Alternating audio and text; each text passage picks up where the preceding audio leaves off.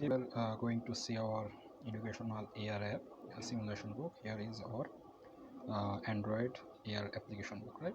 So we are going to open this app right now. Okay, so it is opening.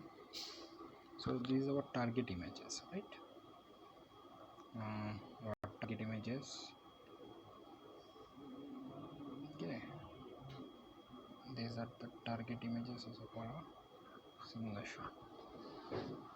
Okay, and it is quite detecting all images, right?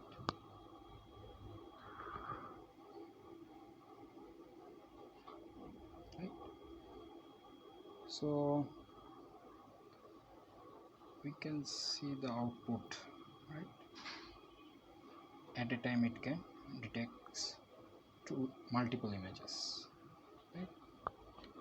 If we draw over here, so this is one and this is another one, right? So if we switch over here, it will show this one, right now. So there is a little bug, of course, okay, that is showing right now. So this also be detected right now.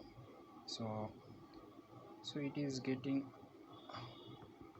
output, but it is giving some bug. Okay, so that's it, I guess.